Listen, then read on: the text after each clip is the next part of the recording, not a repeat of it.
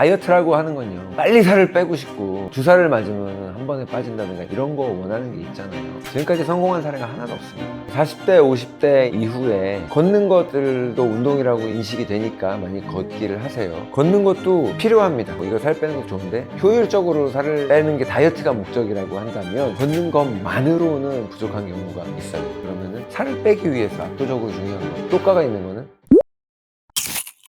안녕하세요. 환자혁명의 저자 조한경입니다. 저는 미국 카이로프락터고요. 기능의학 진료를 하고 있습니다. 주로 당뇨, 고혈압, 고지혈증, 갑상선 질환 환자분들을 진료하고 있습니다. 비만이 예전보다 훨씬 늘어났죠. 우리가 이제 옛날에는 비만도 유전이다 이렇게 얘기를 했었는데, 그런 말을 하기가 무색하게 숫자가 증가를 하고 있단 말이죠. 비만이라고 하는 거는 그냥 우리 미용상의 문제가 아니라 건강상의 상태를 알려주는 지표 같은 게 될 수 있거든요. 거울 앞에서 이렇게 내가 섰을 때 허리 둘레라든가, 아니면 체중계에 올라갔을 때 이 체중, 이게 MRI로 몸을 속을 들여다보고, 아니면 피 검사를 통해서 혈액을 검사를 하고, 이거만큼이나 중요한 거예요. 비만 정도가 제공해주는 정보는 인슐린 저항성이죠. 우리 세포가 인슐린을 받아들이지 않고 원치 않는 상황인데, 세포의 입장에서 인슐린을 저항한다는 뜻이에요. 근데 그 인슐린 저항성이 대사증후군을 일으킵니다. 대사증후군 그러면 대표적인 게 당뇨, 고혈압, 고지혈증, 그리고 과체중이나 비만인 거죠. 비만이 있으면 이 사람이 지방간이 있을 확률이 높구나, 당뇨도 있겠구나, 혈압이 당연히 높을 수밖에 없겠구나, 이렇게 짐작이 가능하다는 거예요. 이 당뇨나 고혈압을 병원에서 약물을 써서라도 이걸 끌어내려가지고 정상적인 수치를 만들려고 하는 이유는, 얘네들을 그대로 방치하게 되면 심장마비나 뇌졸중 같은 대참사가 벌어지기 때문에 이걸 막는 거거든요. 비만인 사람들도 똑같은 결과를 초래할 수가 있는 거죠. 그렇기 때문에 비만 환자분들 같은 경우는 일반인보다 암에 걸릴 확률도 더 높고요, 심장마비의 확률도 올라가고, 모든 위험성이 더 올라갑니다. 특히 여성분들 같은 경우는 유방암의 위험이 올라가고. 근데 이게 단순히 살쪘기 때문에, 그 살찐 모양 때문에가 아니라 원인을 따져볼 때 살을 쪘으니까 이분은 인슐린 저항성이 있을 것이다, 인슐린 저항성이 있다면 그러한 결과를 걱정할 수밖에 없는 거죠.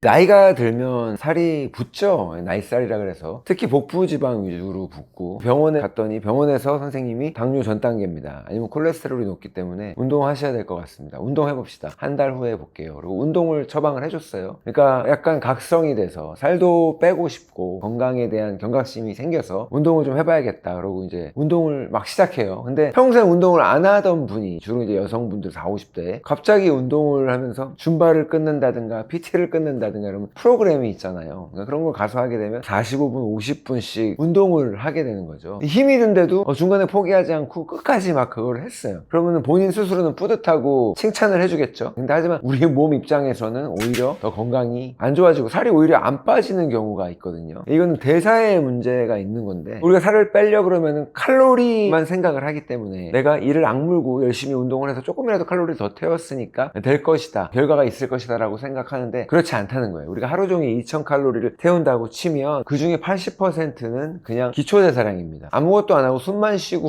하는 게 그 정도예요. 그리고 운동을 통해서 이제 살을 빼려고 한다고 보면 칼로리 소모량을 이제 계산해 보면 엄청나게 힘들다는 거를 바로 깨달으실 수 있을 거예요. 러닝이 1시간당 태우는 칼로리 이렇게 보면 밥 한 그릇도 안 되잖아요. 밥 한 그릇을 내가 먹기 위해서 몇 시간을 뛰어야 된다는 거야. 기초대사량이 잘 유지가 되는 게 더 중요한데, 운동보다는 식단을 더 중요시 여겨야 하는 부분이 있고, 그리고 이 운동을 할 때 내가 과격한 운동, 줌바를 갖다가 50분 이상씩 막 이렇게 운동을 했으니까 운동을 많이 했고 땀도 많이 흘렸고 힘이 들었기 때문에 칼로리도 많이 태웠고 살이 빠질 거야 라고 기대를 하지만, 오히려 그런 운동들은 교감신경을 항진시킵니다. 교감신경이 항진되면 살이 더 쪄요. 교감신경은 콜티졸 호르몬을 분비시키는데, 콜티졸 호르몬은 스트레스 호르몬이거든요. 이 운동이라고 하는 행위 자체가 우리 몸의 입장에서는 스트레스고요, 그게 진정한 스트레스예요. 그런데 운동을 과하게 되면 너무 과한 콜티졸이 나오고 오히려 잠을 자는데 방해를 받는 수도 있고, 이렇게 되면 살이 오히려 안 찌는 거고, 안 하니도 못한 말은 없죠. 운동은 무조건 하면 좋은데 내가 기대했던 것만큼 충분한 효과를 전혀 못 볼 수가 있어요. 그래서 운동 같은 경우는 40, 50대 예를 들어서 운동을 해야 된다, 제가 권해드리는 운동은 고강도 인터벌 운동이나 등척 운동입니다. 고강도 인터벌 운동이라고 하는 거는 말 그대로 고강도, 달리기로 치면 스프린트예요. 100m 전력 질주. 우리가 이렇게 친구랑 같이 저녁 먹고 동네 한 바퀴 이렇게 이렇게 돌면서 제잘제잘 떠들고 얘기하고, 이거는 유산소 운동도 아니거든요. 물론 아무것도 안 하는 것보다 낫습니다. 하지만 유산소 운동이라고 하는 것도 사실은 상당히 격해요. 그래서 뛰면서 대화할 수 없을 정도의 운동이 되어야 진짜 유산소 운동의 범주에 들어가거든요. 이 고강도 인터벌 트레이닝은 그것보다 더 강렬한 운동이에요. 그러니까 당연히 오래 할 수가 없죠. 더군다나 처음 한다고 한다면 10초, 15초 전력 질주를 내딛고, 그 다음에 오래 마음껏 쉬고 3분, 4분, 5분 쉬면서 다시 땀이 마르고 체온이 내려가고, 이게 아니라 10초, 15초밖에 안 쉬어주고 또 하는 거예요. 또 다시 전력 질주. 그러면은 몇 분 할 수 있겠어요? 처음엔 하면은 4, 5분도 못 한다고요. 그렇게 고강도 인터벌 트레이닝을 하는데, 아니면 유튜브에 보시면 타바타 운동이라고 있어요. 일본 박사님 이름이에요. 타바타 운동을 찍어보시면 프로그램들이 나와요. 에어로빅 하듯이 보면서 따라하는 운동이 있습니다. 15초나 20초 아니면 30초 정도 운동을 하고 전신 운동을 하려고 그래요. 다양한 운동들을 해요. 그러고 10초 정도만 딱 쉬어주고 또 다시 시작하고 또 10초 쉬어주고 다시 이거를 반복하는 건데, 그런 프로그램들이 15분 정도짜리가 있단 말이에요. 평생 운동을 안 했던 분이 갑자기 15분도 힘들죠. 한 4분, 5분만 따라해도 족하다. 그리고 내 체력이 허락을 하면 천천히 늘려가면 되니까 그런 식으로 운동량을 늘려가시는 게 제일 좋고요. 그리고 등척 운동 같은 경우는 움직이지 않는 운동이거든요. 우리 벌 서는 자세, 꼼짝없이 벌 서는 이런 자세인데, 주로 대표적인 게 플랭크, 상체 운동과 복근을 위해서 플랭크, 아니면은 월 스쿼트라고 있어요. 우리가 스쿼트 자세로 이렇게 내려가는데, 스쿼트 자세를 할 때 무릎 90도, 골반, 엉덩이 90도 이렇게 내려가는데, 월 스쿼트니까 벽면에다가 이렇게 기대고 서 있는 거예요. 그리고 이렇게 있는 자세를 보통 1분에서 2분 정도 하는 등척 운동을 권합니다. 처음에는 그런 운동들이 도움이 됩니다. 40대, 50대 이후에 걷는 것들도 운동이라고 인식이 되니까 많이 걷기를 하세요. 걷는 것도 필요합니다. 의미가 없지는 않아요. 이거 살 빼는 것도 좋은데, 효율적으로 살을 빼는 게 다이어트가 목적이라고 한다면 걷는 것만으로는 부족한 경우가 있어요. 그러면은 살을 빼기 위해서 압도적으로 중요한 건, 효과가 있는 거는 먹는 겁니다. 식단을 관리하는 게 우선이거든요. 우리 몸에 기초대사량이라는 게 있는데, 이 기초대사량을 기본적으로 키워놓기 위해서는 운동을 하고, 젊었을 때부터 운동을 해서 유지를 하는 게 중요하지만, 이미 기초대사량이 떨어지는 사람의 입장에서는 음식을 조절하는 게 훨씬 더 쉬운데, 음식을 조절한다고 할 때는 이 모든 문제는 많이 먹는 데서 시작됐잖아요. 많이 먹는 게 횟수도 횟수지만 양도 양이지만, 또 그 음식의 내용, 당지수가 높은 음식이 있고 낮은 음식이 있단 말이에요.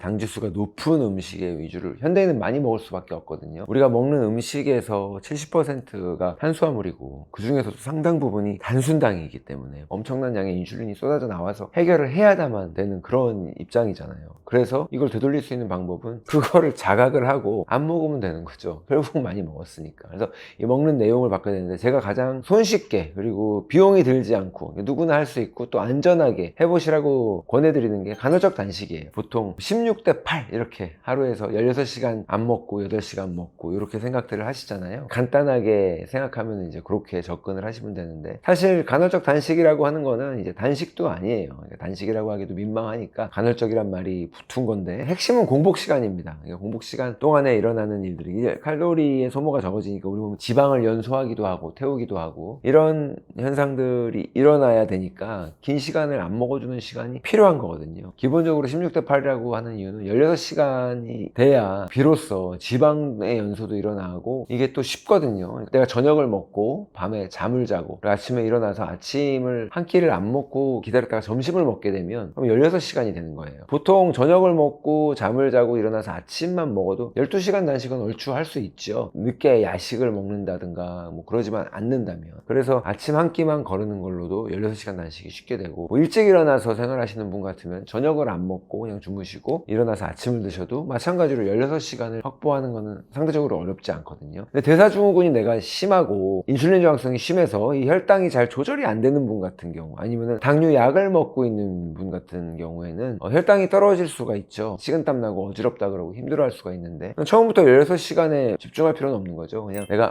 나는 공복 시간을 어느 정도로 확보하고 있나, 음식을 계속 먹으면은 먹는 때마다 인슐린이 나와서 인슐린 저항성이 계속 영속될 텐데, 이런 정도의 인식을 하시고 도전을 하시는데, 12시간 정도 하고 나는 오늘은 힘들어서 안 되겠다, 드시면 돼요. 그러니까 갑자기 처음부터 마라톤을 뛸 필요는 없는 거거든요. 뛰려도 못 뛰고 죽습니다. 그렇기 때문에 처음에는 되는 대로, 그러면서 시간을 조금씩 늘려가면 우리 몸은 또 금방 적응을 하고 해낼 수가 있기 때문에 뭐 16시간 단식하는 건 어렵지 않고요. 그리고 거기에 더해서 가끔씩은 24시간 단식도 껴주는 게 좋죠. 저 같은 경우가 그렇게 하고 있는데, 저는 평소에 어지간하면 16시간 단식을 해요. 그리고 예를 들어서 어쩔 때 가족들이랑 여행을 갔다, 호텔에서 조식이 나와, 먹재. 그러면 나는 간헐적 단식할 거야 그러고 혼자 방에 있어요. 그건 아니잖아요. 같이 또 가족들이랑 즐겁게 먹고, 가끔 가다가는 깨트려도 되는 거고, 그쵸? 철저하게 지켜서 종교적으로 수행할 필요는 없으니까 그렇게 하다가 또 거꾸로 오히려 16시간을 넘어서 24시간 이상 단식을 할 때도 있단 말이에요. 24시간 단식을 한다고 해서 하루 종일 굶는 건 아닙니다. 내가 저녁에 저녁을 먹었어요. 저녁을 먹고 밤에 잠을 자고 아침에 일어나서 아침밥을 이제 원래 안 먹으니까 안 먹고, 점심에 돼서 그때 먹으면 16시간 단식이 되는데, 그날 일을 하고 있었는데 너무 일이 잘 되는 거예요. 집중력도 올라가고 일이 잘 되고, 그럼 내가 혼자 생각을 하는 거죠. 바쁜데 일부러 시간 내서 먹방 보면서 단식하려고 그러면 어려운데, 지금 집중하고 일하면서 잘 됐다, 절호의 찬스다, 하늘이 준 기회다. 그리고 왜 이거를 굽는 동안에는 자가포식이 일어나서 항노화가 일어나서 내가 덜 늙을 것이고, 혈관은 깨끗하게 청소될 것이고, 내 몸에 염증은 내려갈 것이고, 지금 너무 좋은 시간이고, 일의 집중도도 올라가서 일의 성과도도 올라갈 테니까 열심히 일하자. 점심을 안 먹었단 말이에요. 그리고 저녁이 돼서 저녁을 먹게 됐어요. 그러면은 어제 저녁 먹고 오늘 저녁 먹었으니까 24시간 단식이 돼버린 거잖아요. 24시간 단식이라 그래도 하루를 통으로 굶는 날은 없고요. 1일 1식이 24시간이거든요. 그래서 저는 일주일에 한 번, 2주일에 한 번씩은 또 긴 단식을 해주고, 그런 식으로 유연하게 섞어서 하고 있거든요. 이렇게 접근해 보시는 것도 괜찮지 않을까, 그렇게 생각을 합니다.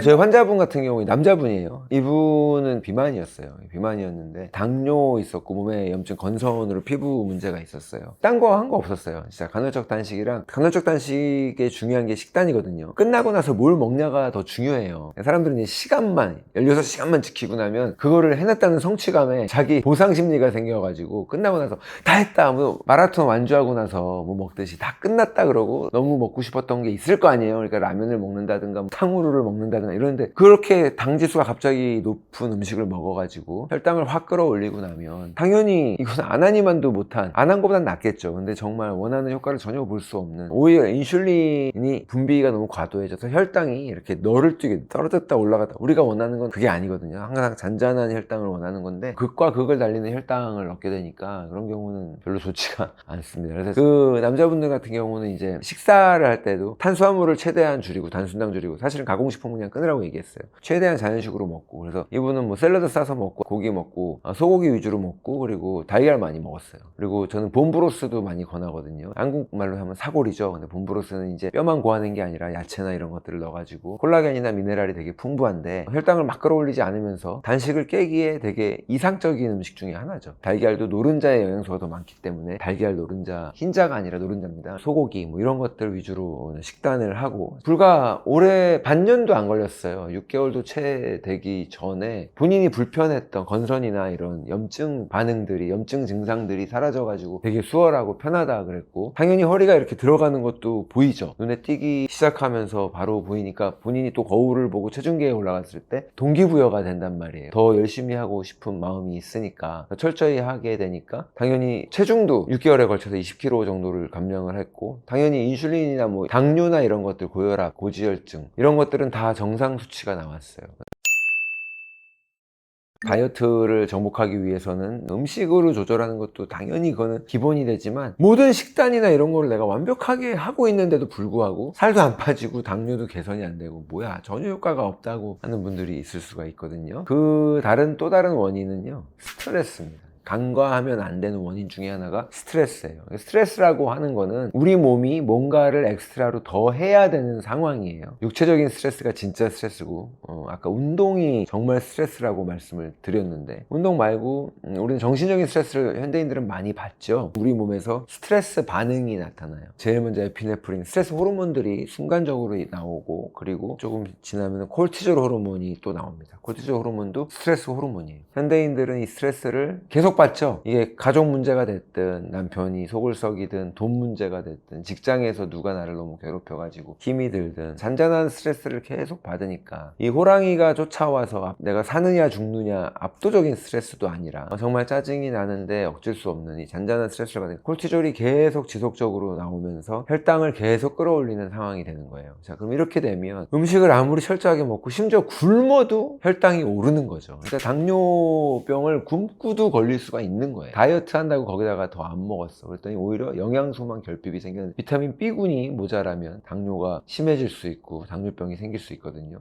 그런 것들, 잘못된 정보들 아니면 잘못된 생각들로 인해서 잘못된 선택을 하다 보니까 오히려 더 심해지는 그런 경우가 있습니다. 다이어트라고 하는 건요, 빨리 살을 빼고 싶고 주사를 맞으면 한 번에 빠진다든가 약물을 이런 거 원하는 게 있잖아요. 지금까지 성공한 사례가 하나도 없습니다. 요번에 뭐 오젬픽 위고비 나왔는데 그것도 실패하고 부작용 사례가 더 많아요. 극히 일부만 성공할 수 있어요. 대부분 남자분들이거든요. 대사가 어느 정도 유지가 되고 저용량을 사용해도 괜찮은 남자분들이 부작용 없이 성공하고 이렇게 되는 건데, 이게 요행을 바랄 수는 없고요, 오랫동안 인슐린 저항성이 있어온 결과물이기 때문에 그거를 되돌리려는 노력을 해야 됩니다. 그리고 만약에 빠른 속도로 살이 빠지게 되면요, 지방 안에 갇혀있던 게 단순히 우리의 에너지, 칼로리, 당만 갇혀있던 게 아니라 얘는 당이 독소라 그랬잖아요. 그래서 지방에 가둬놓은 건데 다른 독소들도 갇혀있단 말이에요. 빠르게 체중 감량을 할 때 지방 분해가 빠르게 되면서 그 안에 독소들이 다 빠져나오는데, 그러면서 탈모가 생긴다든가 무월경증이 된다든가 생리불순이 생긴다든가 피부가 다 뒤집어진다든가 이런 힘든 증상들을 경험을 해요. 그러면서 뭐 키토레시다 뭐다, 그렇게 분해되어 나온 것들이 간에서 담즙 분비가 잘 돼가지고 처리를 잘해서 몸 밖으로 배출을 해내면 되는 거거든요. 그게 우리 몸이 당연히 마땅히 해야 되는 해독의 과정인데, 그런 능력들이 살찌어가지고 인슐린 저항성이 있고 이런 사람이 아까 지방간의 위험도 올라갔다 그랬는데 간이 건강하겠어요? 간도 건강할 확률이 적으니까 간이 해독하는 능력이 떨어지겠죠. 해독하는 능력은 안 되는데 지방을 다 지옥문을 열어놨으니 온몸이 다 쓰레기가 되는 이런 현상이 벌어지니까 급해서 좋을 거 하나도 없고요. 운동선수들이 갑자기 급작스럽게 살을 빼고 하지만 UFC 뭐 선수들이 한 번에 10kg씩 감량을 하지만 하루 이틀 만에 다시 회복을 하거든요. 그런 거를 일반인들은 요요라고 얘기하잖아요. 그분들은 운동을 하면서 대사 능력이 있기 때문에 다 가능한 것이고 한데, 일반 사람들은 그런 요요를 자주 겪으면서 얻을 게 별로 없어요. 기본적으로 숫자, 칼로리라고 하는 숫자 아니면 체중이라고 하는 숫자, 허리 둘레라고 하는 이런 거에 집중할 것이 아니라 내 몸의 인슐린 저항성을 되돌리는 상태, 이 인슐린 저항성이라고 하는 개념에 좀 더 집중을 하시면 훨씬 안전하고 좋게 살을 빼실 수 있을 것 같아요.